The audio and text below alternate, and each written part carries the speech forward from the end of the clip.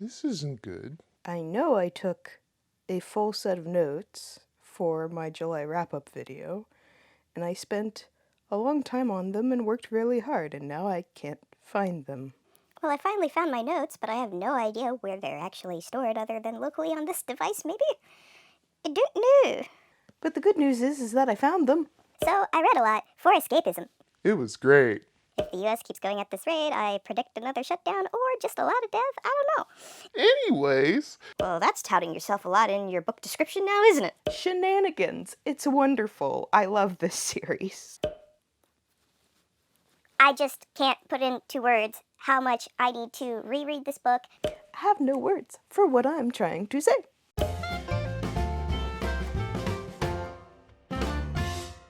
Hello, my beautiful bookish people. My name is Victoria, and in this video, I'll be doing my July reading wrap-up. I still haven't completed all of my graphs and how I want to do monthly breakdowns for statistics, so if you're coming here for statistics, I don't have that for you right now. But I did read a total of 43 books last month, most of which were graphic novels or manga, so take that into consideration. But yeah, last month I had a bad health month, so I read a lot for escapism. It was great. The first book I read in July was Hurricane Child by Mix Calendar. I'm using Mix as MX dot because they are a non-binary author, and from what I've found online, MX is the most respectful way to introduce a person. If there's a different one, let me know about it. They've had a name change during their writing career, and I believe that this was originally published under the name Karen Calendar. This book features queer and black representation for a young girl who's around the age of 11 or 12, I can't exactly remember, who is attempting to find out what happened to her mother. The main character sometimes sounds like her age and sometimes sounds much older. I picked this read to get me outside of my fantasy comfort zone, and I mean, it did that. But overall, I just kind of view this book as just okay. Am I mad that I read it? Puh, no. Do I ever see myself rereading it? Also, probably not. If you want to know more about that book and what it's actually about, then go ahead and check out the Goodreads blurb for it. The next book I read was Homie by Denez Smith. So one of my reading goals this year was to try to incorporate more poetry into my reads. And this book is a book of poetry written by, for, and about Black people in the US. Once you actually get into the book, the title actually changes to something else that is a reclamation of a racial slur, which I will only use the word homie for, since the author specifically asks non-black readers and reviewers to use homie in reference and while reading the other word in this book. I found it to be a very thought-provoking read. There are different styles of poetry in this book as well, but I probably won't find myself rereading it anytime soon. But I'm not here to provide an actual review of this either, because I believe that that should be provided by Own Voices reviewers. But if you're looking for some black poetry in your life, pick it up. Another book I read was Dune by Frank Herbert. This is one of my few sci-fi reads this year, and I read it in anticipation for the movie release that's supposedly coming out in December of this year, but who knows how that's going to be, because the virus and shutdowns, and if the US keeps going at this rate, I predict another shutdown or just a lot of death. I don't know. Anyways, this book is probably going into my all-time favorites list. I'll go ahead and read you the description. Set on the desert planet of Arrakis, Dune is the story of the boy Paul Atreides, heir to a noble family tasked with ruling an inhospitable world where the only thing of value is the spice melange, a drug capable of extending life and enhancing consciousness. Coveted across the known universe, melange is a prize worth killing for. When House Atreides is betrayed, the destruction of Paul's family will set the boy on a journey toward a destiny greater than he could ever have imagined. And as he evolves into the mysterious man known as Muad'Dib, he will bring to fruition humankind's most ancient and unattainable dream. A stunning blend of adventure and mysticism, environmentalism and politics. Dune won the first Nebula Award, shared the Hugo Award, and formed the basis of what is undoubtedly the grandest epic in science fiction. Well, that's touting yourself a lot in your book description now, isn't it? One thing I will say about reading this is that you should not expect to start feeling like you're able to keep track of everything that's going on throughout the first third of this book, until you're over a third of the way through it, I should say. Herbert throws you straight into his worlds and the story. To try to put this in a common perspective, imagine showing up to some place completely foreign to you. You know nothing about the customs or the people or the culture, and you don't understand why they're using some of the phrases that they're using until you've had time while being there to get to know what's going on. That's the best way that I can describe it, is you just kind of have to live in it a while until you understand what's happening. There are so many complex pieces to what's happening, you shouldn't expect to catch everything on the first read either. I think this book is specifically meant to be read over and over and over again, and you pick up on new pieces each time through. I read this via the audiobook and the physical book, and I think either format works just fine for this story. And 10 out of 10, I would recommend reading this as long as you don't mind feeling kind of clueless for the first third of the story. I'm also going to talk about books I read as a series together in this video. So the next thing I read was The Inheritance Cycle by Christopher Paolini. A lot of people know this as the Aragon books, and Aragon was by and far my favorite book in the series. What's really interesting about the series is that the author began to write it as more of a challenge to himself when he was around 15 years old. And as the series goes on, you can tell that he's experimenting with his writing style and how he conveys a story, and he's the tone and a lot changes in the subsequent books as he's experimenting with his writing style. These books were extremely popular in the YA fantasy community as they were coming out, but looking back at them now as a first-time read through, I think that might have been because that they were so new for the time, rather than it necessarily being a series worth the amount of hype that happened at the time. Now, if you like these books, that's fantastic. If you're reading them for nostalgia, or you just read them now and you're really enjoying it, that's awesome for you. Find books that you like and enjoy and read them and reread them. But I just don't understand why these books were so hyped reading them now. One of my main complaints with the series is that the pacing and the amount of editing down that should have happened didn't happen. And the pacing is really rocky because you can tell that the story was developing as he was writing the books, and that it didn't have a master plan before they were written.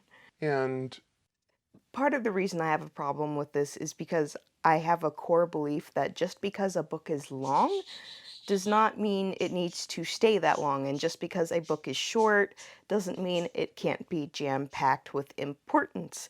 This is actually a theme later on in my reads, completely by accident in my reading for July.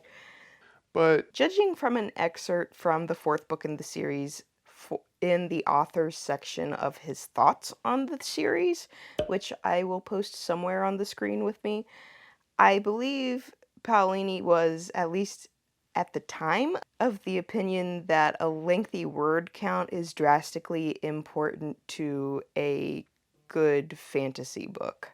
Overall, I'm giving the entire series 3 stars because I was amused. I read them very quickly because I was interested to see what would happen, but I never plan to reread the series again. The next series I continued on with was Lumberjanes Volumes 2 and 3 by Noelle Stevenson and a bunch of other people that I can't remember off the top of my head. I'm really enjoying this middle grade graphic novel series. It's kind of like a mashup in between Girl Scouts, only in this book they're referred to as a Scouts camp for hardcore lady types, and fantasy adventures. So if that sounds like fun to you, you're probably going to enjoy these books. It's very much so magical realism aimed for middle schoolers, and if that sounds like a fun read to you, go for it. Another series that I continued on with this month is Searching for Dragons by Patricia C. Reed. This is a continuation of the Enchanted Forest Chronicles. Goodreads classifies it as children's and YA. I don't really know what's going on there, and while I think it's perfectly suitable for people of all ages to enjoy this story, I think it fits best into the category of middle grade. And regardless of the age group, I'm giving it 5 stars and putting it in my all-time favorites list. I don't want to talk too much about this book, though, since it's part of a series, but I will say that it is about the young king of the Enchanted Forest who has discovered that something is not quite right in his kingdom, so he goes to seek out the help of the dragons, and on that journey to figure out what is going wrong in his kingdom, he runs into our non-traditional princess from the first book. And they get into stuff. Shenanigans. It's wonderful. I love this series. The next book I read was Mufaros' Beautiful Daughters, an African tale by John Steptoe. I don't want to say too much about this book other than it's an African folktale bedtime story for children, which overall teaches that kinder people tend to reap the best rewards in life. It's only 32 pages. I checked out the audiobook from my library, which is approximately 15 minutes, and it's a really fun bedtime story that I would highly recommend if you're looking for one of those. The next thing I read in July was Fruits Basket, the Collector's Edition, Volumes 1 through 12 by Natsuki Takaya. I talked about this series and my overall feelings on it in my Reading Rush Wrap-Up video, which I will provide links to in the description of this video. I covered it pretty well there, so I'm not gonna cover it here. And then the next book that I read was The Deep by Rivers Solomon. And I just can't put into words how much I need to reread this book, get a copy of it to annotate, because this book is the other book that I mentioned earlier when talking about Paolini's stuff, how this book really showcases how the length of a book can be impactful and how much you can cram pack in such little space. This book is only 166 pages, including the author's afterword, and it is profound the right word I'm looking for? Because it is one of the most intense reads I have ever read. There are so many complex themes that are covered in it that I barely scratched the surface of what I was actually reading on my first time through.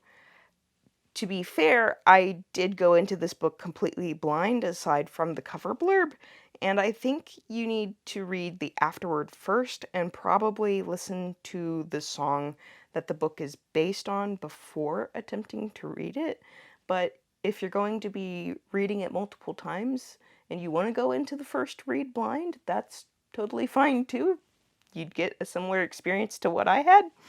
But you should definitely look up the trigger warnings for this book before getting into it, because it covers how mermaids came to be during the transatlantic slave trade. It involves a lot of death, some gore, pregnancy, gender identity, sexuality, and sexual orientation. How history is passed down and remembered, there's a difference in between those two things in this book, which I think is better explained in the blurb. So I'll go ahead and read that now. The water-breathing descendants of African slave women tossed overboard have built their own underwater society and must reclaim the memories of their past to shape their future in this brilliantly imaginative novella inspired by the Hugo Award-nominated song The Deep from Daveed Diggs' rap group Clipping.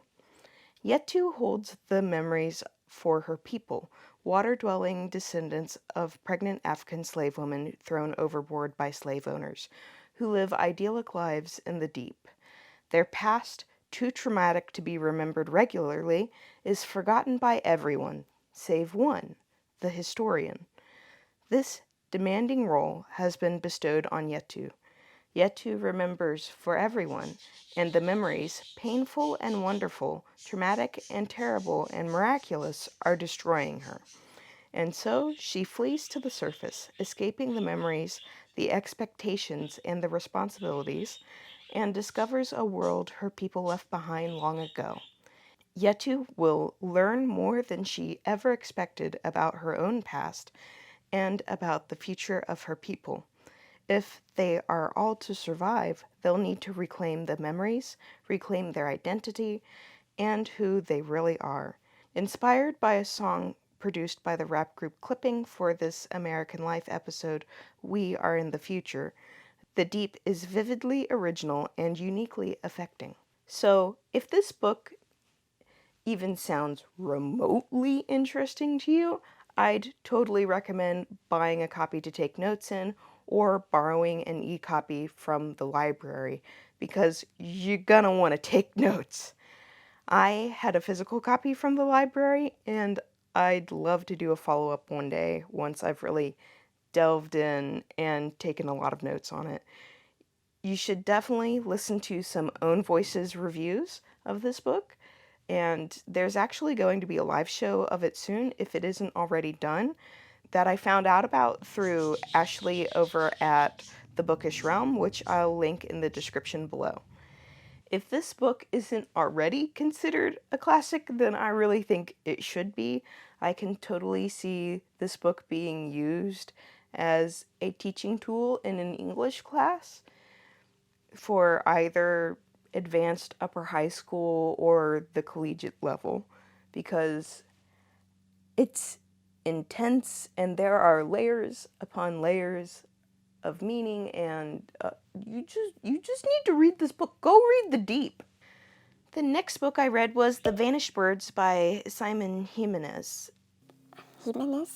It should probably be, it's always the next to last syllable, right?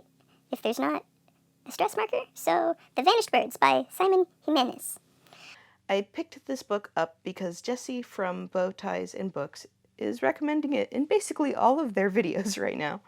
So let me just read you the blurb for this. A mysterious child lands in the care of a solitary woman, changing both of their lives forever in this captivating debut of connection across space and time. This is where your life begins. Nia Imani is a woman out of place and outside of time. Decades of travel through the stars are condensed into mere months for her, though the years continue to march steadily onward for everyone she has ever known. Her friends and lovers have aged past her. All she has left is work. Alone and adrift, she lives only for the next paycheck, until the day she meets a mysterious boy fallen from the sky. A boy broken by his past. The scarred child does not speak. His only form of communication, the beautiful and haunting music he plays on an old wooden flute. Captured by his songs and their strange immediate connection, Nia decides to take the boy in. And over years of starlit travel, these two outsiders discover in each other the things they lack. For him, a home, a place of love and safety. For her, an anchor to the world outside of herself. For both of them, a family. But Nia is not the only one who wants the boy. The past hungers for him, and when it catches up, it threatens to tear his makeshift family apart. I borrowed this as an audiobook from my library, and I enjoyed the narration. I was super engaged in the first third and the last third of the book, but I kind of checked out on the middle. So I think for now I'm going to give it 3.5 stars because I do want to reread this one day to see if I just wasn't super into it because I was in some sort of a mood, or to see if my original feelings hold true, in which case I probably won't pick it up again after that.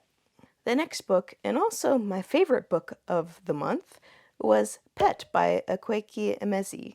I hope I said that right. I'm going to tell you right now that this needs to be on your spoopy time reading lists, as in put it on your October TBR. 10 out of 10. I would recommend this as a spoopy time read, and you better bet I gave this book 5 stars.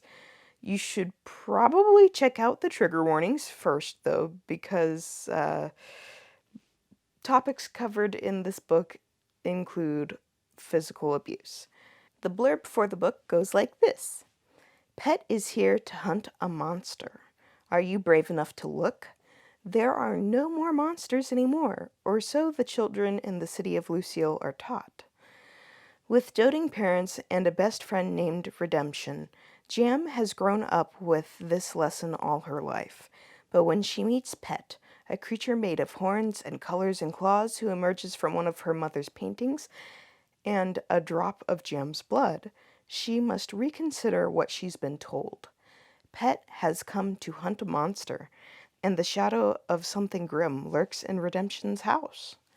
Jam must fight not only to protect her best friend, but also to uncover the truth and the answer to the question, how do you save the world from monsters if no one will admit they exist? In their riveting and timely young adult debut, acclaimed novelist Akwaeke Emezi asks difficult questions about what choices a young person can make when the adults around them are in denial. So if that sounds even remotely interesting to you, you definitely need to check it out. Also, if anybody has read this book and has some recipes to recommend that go along with the foods mentioned, please send them my way, because the things that are mentioned in this book sound delicious and I need them in my life. The next series I read was Saga Volumes 1 through 9 by Brian K. Vaughan.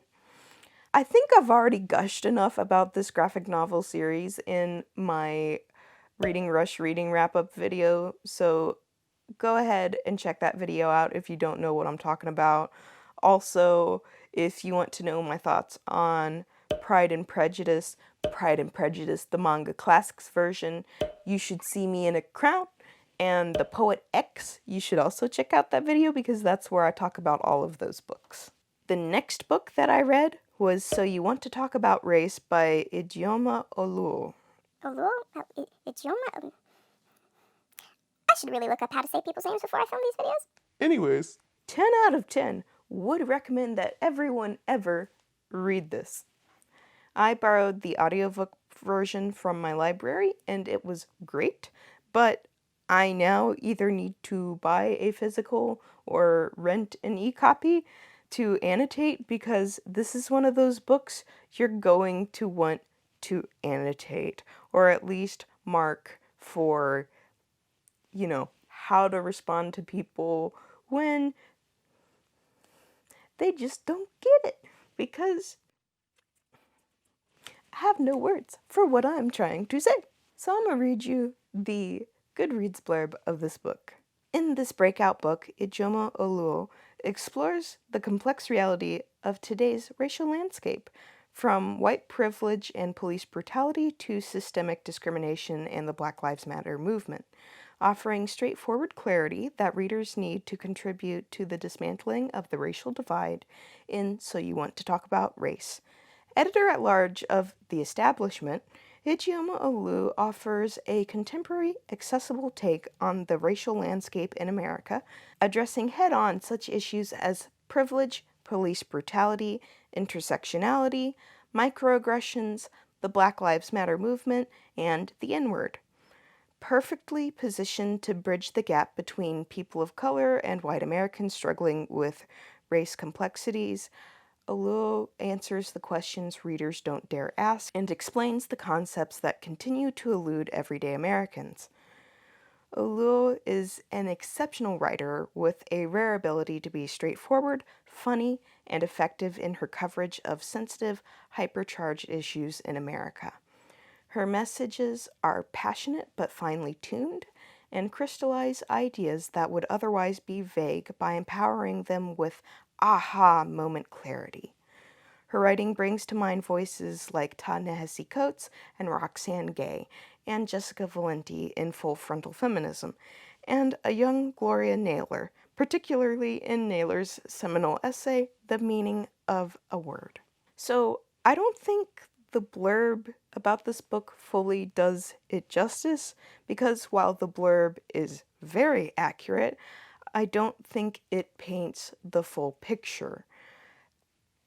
Let's talk about intersectionality for a second, because that was mentioned as one word and then just keeps going. While this book is written by a Black woman and talks a lot about things specifically related to Black lives, the author also touches on how the things she talks are applicable to any person reading it by explaining how someone's background, be that race, ethnicity, geographic location, religion, etc., how everything that turns you into the person that you are impacts how you as a person can be biased and view others.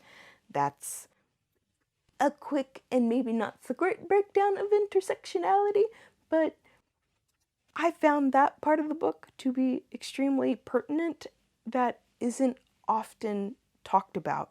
And for that reason and many others, I really like this book, because she specifically makes the reader aware of what bias is, how bias is an influence, and what we can do to try to combat that bias. And this book needs to be taught in every school, well, maybe not every school, every high school in America, possibly around the world. It should be required reading. This book is excellent. And if you're wondering how to go about talking about nuanced matters and how to respect others and why some topics are so charged, you need to read this book. The next book I read this month is Magic for Liars by Sarah Gailey. It's a very well-paced whodunit murder mystery that is also very forgettable for me. It's told from the point of view of a character who is a non-magical PI who is called in to investigate a murder at the local mage school. Other than reading the blurb about it, I don't want to say much for fear of giving away spoilers, so here's the blurb. Ivy Gamble has never wanted to be magic. She's perfectly happy with her life. She has an almost sustainable career as a private investigator, and an empty apartment, and a slight drinking problem. It's a great life, and she doesn't wish she was like her estranged sister, the magically gifted Professor Tabitha.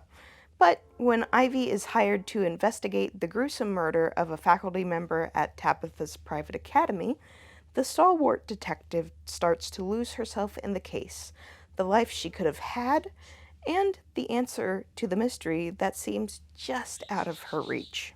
And the last book I read in July was Solo by Kwame Alexander.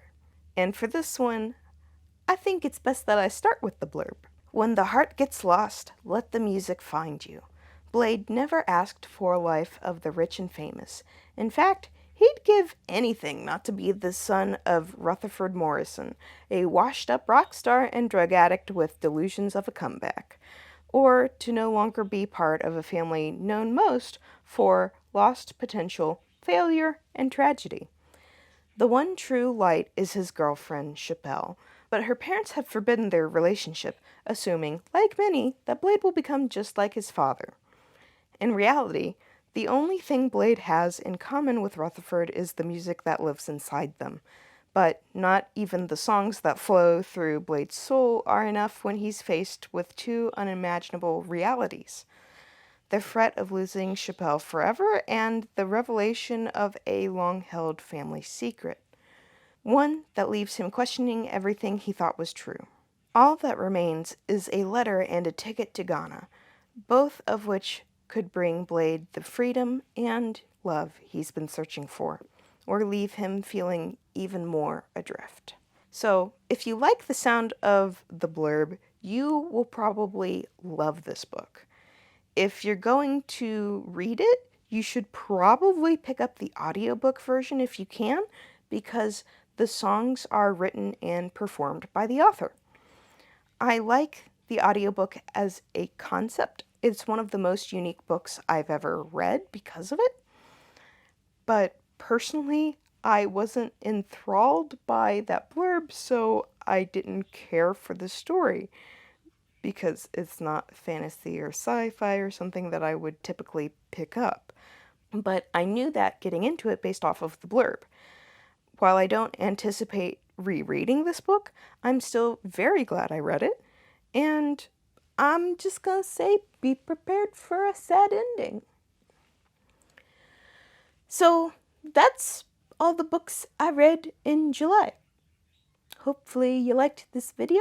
If you've made it this far, let me know what your favorite July read was, and I will see you in the next video. Bye!